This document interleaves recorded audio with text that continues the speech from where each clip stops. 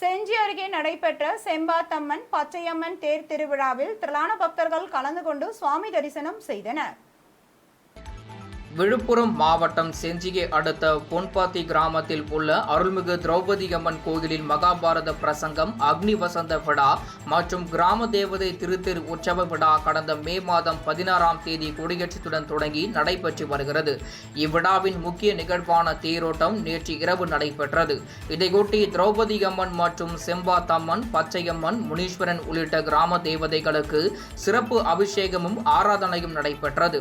இதனையடுத்து உற்சவர் செம்பாத்தம்மன், பச்சையம்மன், கிருஷ்ணன், அர்ஜுனன் மற்றும் திரௌபதி அம்மன் சிறப்பு அலங்காரத்தில் தேரில் எழுந்தருளினர். இதனைத் தொடர்ந்து திருத்தேருக்கு சிறப்பு பூஜைகள் செய்யப்பட்டு தேரோட்டம் நடைபெற்றது. இதில் பொன்பத்தி மற்றும் செஞ்சியை சுற்றியுள்ள கிராமங்களைச் சேர்ந்த பக்தர்கள் கலந்து கொண்டு வடம் பிடித்து இழுத்து தேரை வழிபட்டனர்.